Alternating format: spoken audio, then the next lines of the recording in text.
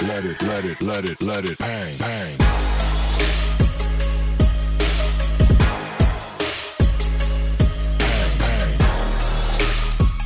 Merhaba arkadaşlar, kanalıma hoş geldiniz. Bugünkü videomda yeni başlayanlar için kolay ve hızlı tığ işi üçgen şal yapılışını anlatacağım.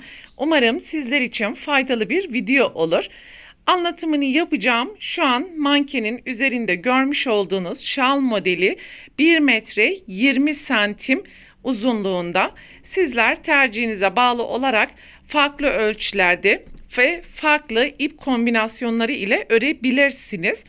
Bu şalı örerken kullanmış olduğum ipin markası Alize Angora Gold Batik ve 3 milimetre tığ ile örülmüştür.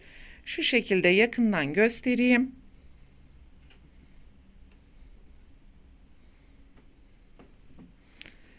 Hazırsanız haydi vakit kaybetmeden şalın yapılışına başlayalım. Şalı örerken farklı kategorilerde angora iplikler kullanabilirsiniz arkadaşlar. Genelde ben tüm şal desenlerimde Alize Angora Gold Batik iplikler kullanıyorum. Fakat deseni daha net kavrayabilmeniz için yine Alize'nin ipini kullanacağım. Yazlık örgüler için uygun. Tığ numarası olarak ise 2,5 milimetre ile sizlere desenin yapılışını anlatacağım. Ve şalı örerken boynumuza gelecek olan ense kısmından yaparak başlayacağız. Buradaki noktadan. Burası görmüş olduğunuz gibi şalın uç noktası. Şu şekilde deseni yukarıya doğru koyalım. Modelin yapılışına sihirli halka yaparak başlayalım. 3 adet zincir, halkanın içerisine 2 trabzan, 2 zincir, 3 trabzan yapalım. İkili trabzan olarak.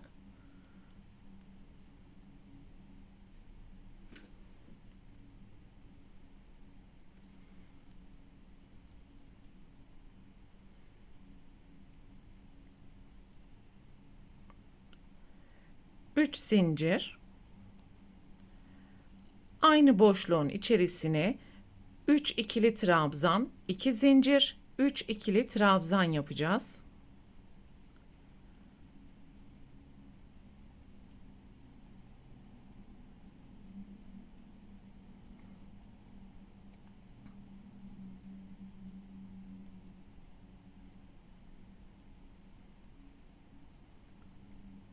Evet, birinci sırada yan yana trabzan gruplarını oluşturmuş olduk. 3 zincir, deseni çeviriyorum.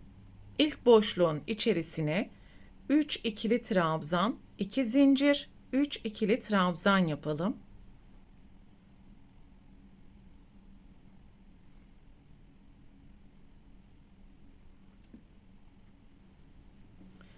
İki tane üst üste örümcek.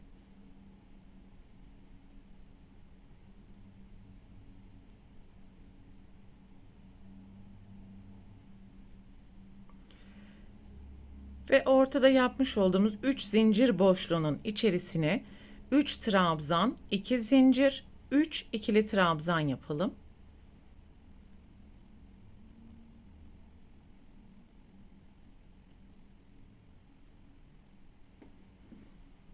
Tekrar üst üste 2 örümcek.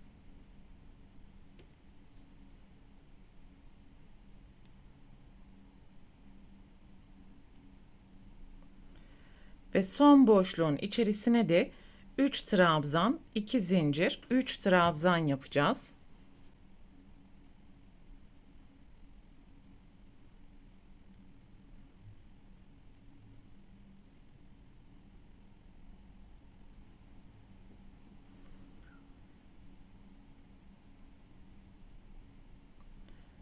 Üç zincir. Deseni çeviriyorum. Daima sıranın başındaki ilk boşluk ile sıranın sonundaki son boşluğa alt sıradaki işlemleri tekrar edeceğiz. Yani 3 trabzan, 2 zincir, 3 trabzan yapacağız.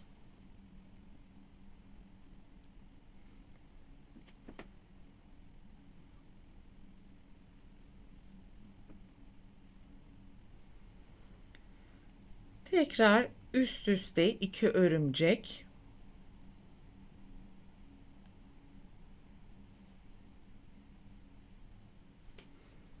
Burası önemli. Özellikle dikkat edelim arkadaşlar. Burada 2 tane örümcek yapmıştık. Görmüş olduğunuz gibi 2 tane üstte ilmek var. Bir tane aşağıda ilmek var. Aşağıdan bir ilmeği bırakıyorum ve buradaki 2 ilmeğin içerisinden 3 kez ya da 4 kez ilmek yükselterek fıstık yapacağız. Şu an tığda tüm ilmekler bekliyor. Diğer örümceğin 2 kanadını birden alarak buraya da 4 defada çektiğimiz fıstık yapalım.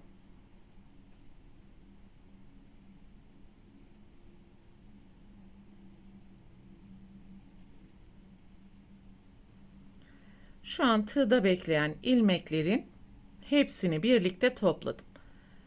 Bir zincir, tekrar üst üste 2 örümcek,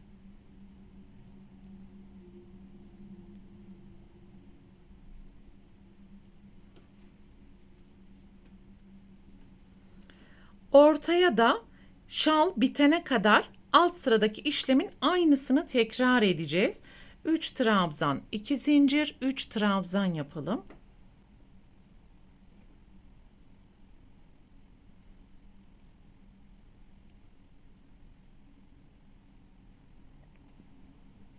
Sağ tarafta yapmış olduğumuz gibi önce 2 tane üst üste örümcek,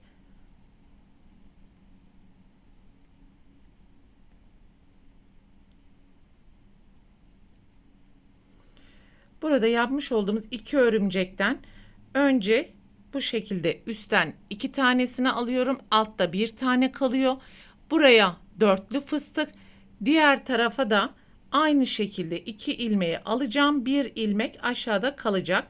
Yan yana 4 tane ilmek yükselterek bu boşluklara fıstık yapalım.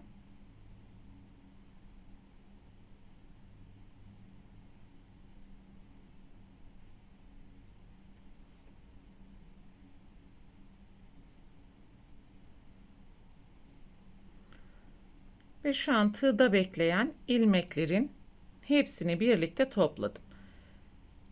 Bir zincir, 2 tane üst üste örümcek yaparak sıranın sonundaki son boşluğa alt sıradaki işlemi tekrar edeceğiz.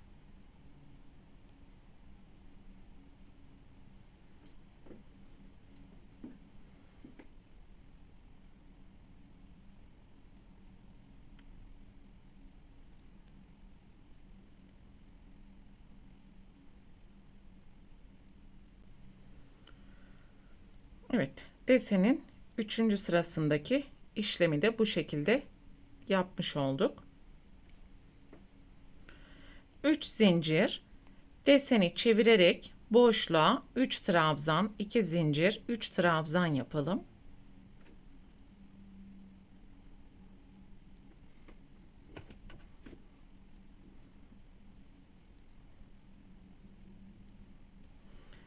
Ve şimdi bu sırada ortadaki yapmış olduğumuz trabzan grubu hariç sıranın sonuna gelene kadar üst üste örümcekler yaparak devam edeceğiz. 2 tane üst üste örümcek,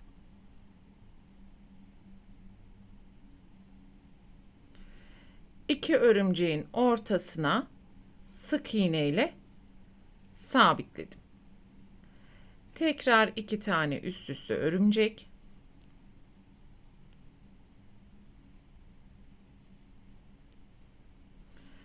bir sonraki 2 örümceğin ortasına sık iğne ile sabitleyelim. Üst üste 2 örümcek,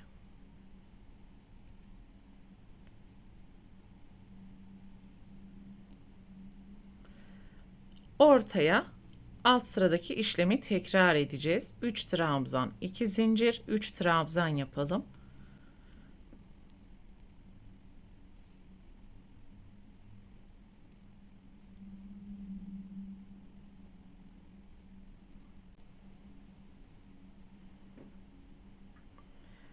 Üst üste 2 örümcek.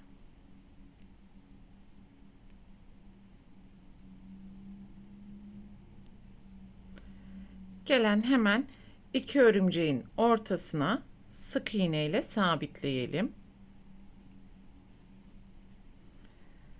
Üst üste 2 örümcek.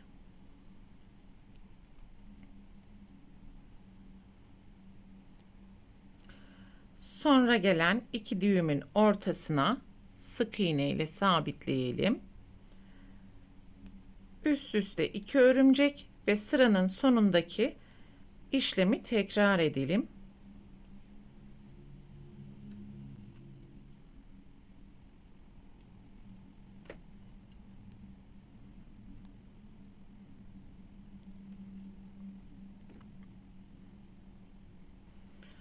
Üç zincir. Deseni çevirelim. Alt sıradaki işlemi tekrar edelim.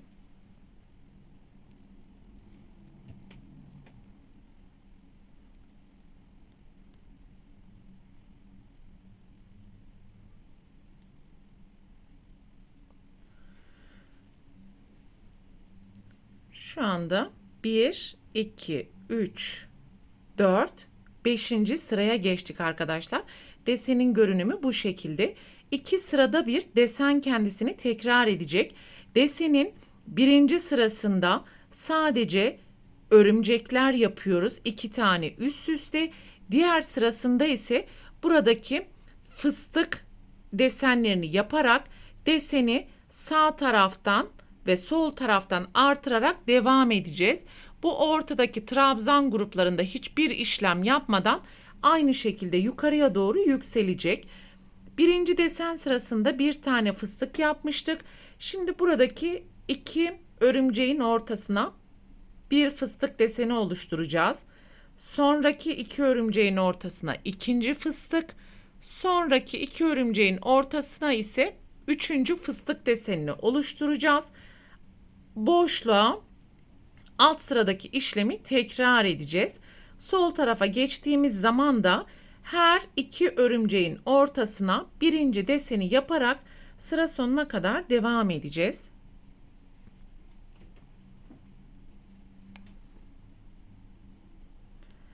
Ve daima hem sıranın başında hem de sıranın sonunda ve 2 fıstık ortasında 2 örümcek yaparak devam edeceğiz. Bakın burada 2 tane var. Bir tanesini buradan alacağım. Diğerini ise şu şekilde 2 ilmek üstte kalacak vaziyette yapacağız fıstıkları.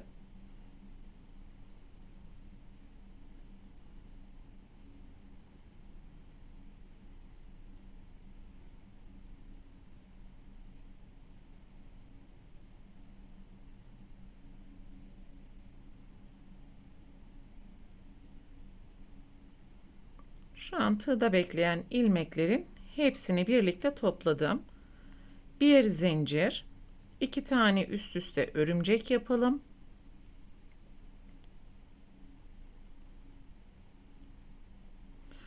Sonraki 2 fıstığın üstte kalan 2 ilmeklerini alacağız. Bakın burada daha belli.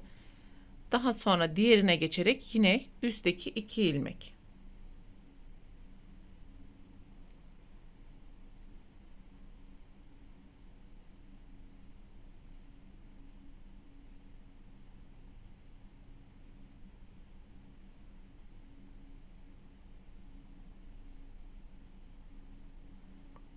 Şu an tığda bekleyen ilmeklerin hepsini birlikte kapattım. Bir zincir, 2 tane üst üste örümcek yaparak orta noktaya kadar devam edelim.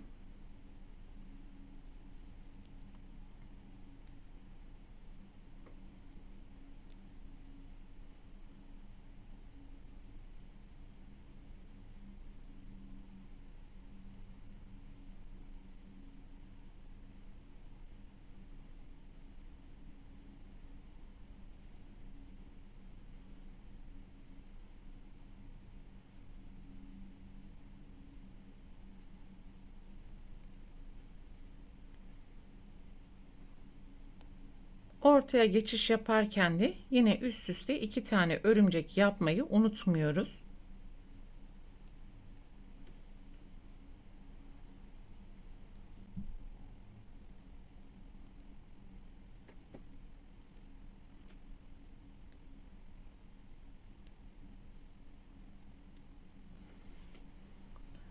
Evet, görmüş olduğunuz gibi altta bir tane yapmış olduğumuz desen üst sırada 3'e çıkmış oldu. Bir üst sırada 5'e çıkacak. Şimdi burada yapmış olduğumuz işlemlerin aynısını tekrar edeceğiz. İki düğüm yani örümcek ile buralardaki boşluklara birinci deseni uygulayacağız. Üst üste iki düğüm yaparak buraya ikinci deseni oluşturacağız. Tekrar üst üste düğüm yaparak buradaki noktalara da üçüncü deseni oluşturacağız.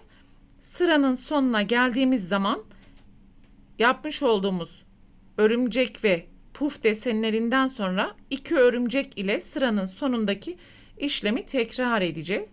Burada videonun hızını birazcık yükselteceğim. İsterseniz videonun hızını yavaşlatabilirsiniz arkadaşlar.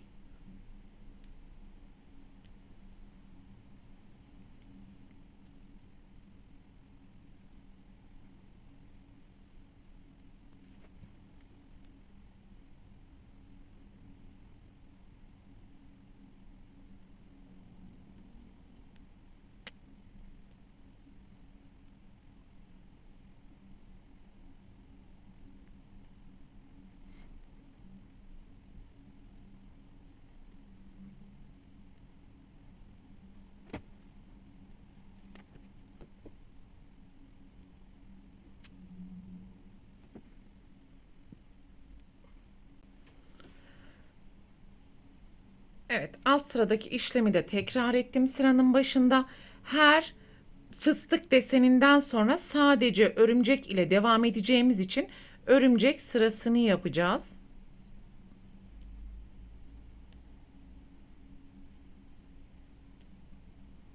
İki tane üst üste örümcek ve gelen iki örümceğin ortasına sık iğne. Her iki örümcekten sonra üst üste yapmış olduğumuz örümceklerden sonra ve bir sonra gelen daima iki örümceğin ortasına sık iğne ile sabitleyeceğiz ve sıra sonuna kadar yapmaya devam edeceğiz.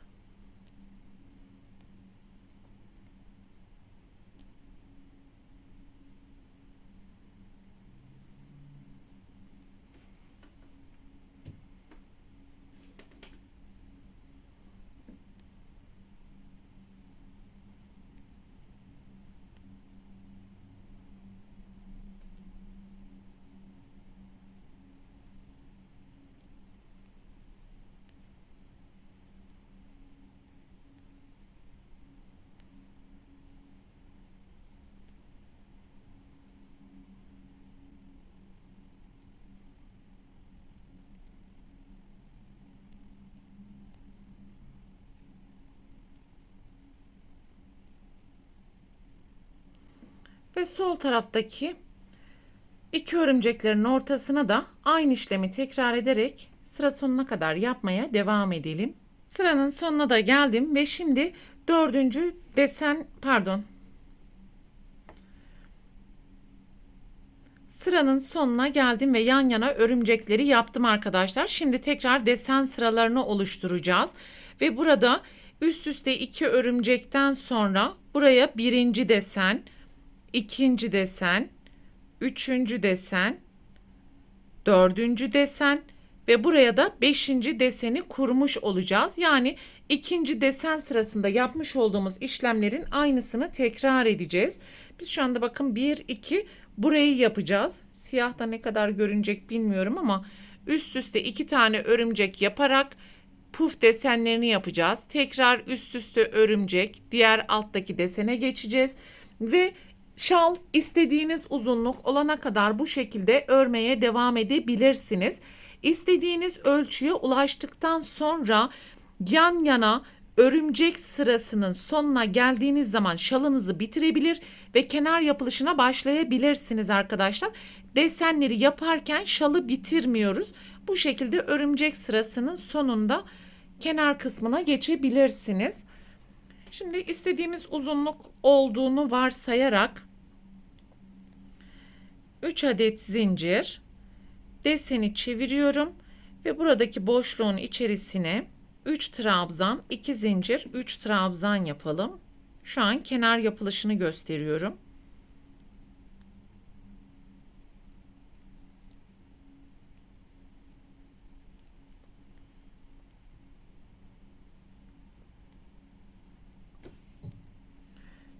üst üste 3 tane örümcek yapalım.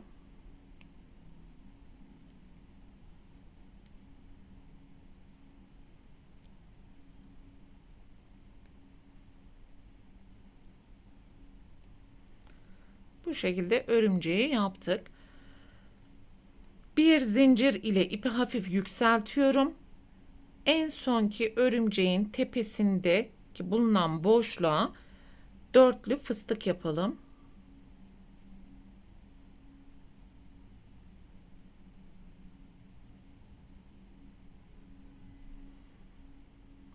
Hepsini birlikte kapattım. 3 zincir. Aynı boşluğun içerisine sık iğne yaparak burayı bu şekilde kapattık. Tekrar üst üste 3 örümcek.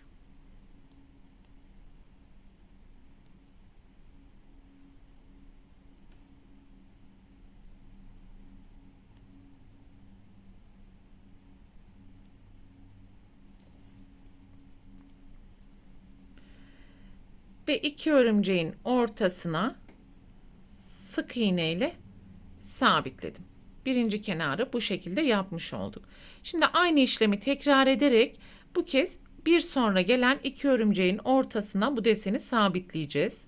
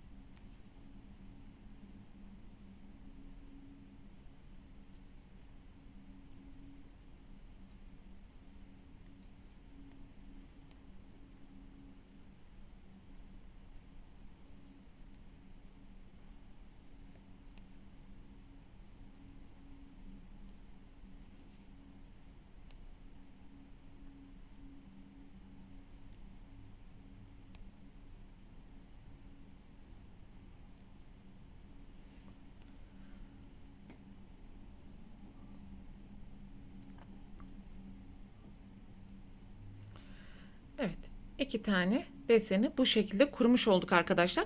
Tüm kenar boyunca bu işlemi yapmaya devam edeceksiniz. Bakın şurada tekrar göstereyim. Daima her iki fıstığın ortasına yaparak ilerledik. Buradaki orta noktaya geldiğiniz zaman bitiş noktasına da farklı hiçbir işlem yapmadan buradaki noktaya da sık iğne ile bağlayalım ve diğer kenara geçerek sıranın sonuna kadar yapmaya devam edebilirsiniz. Şu şekilde kenarı da göstereyim. Ve en son bir zincir ile ipinizi kopartabilirsiniz arkadaşlar.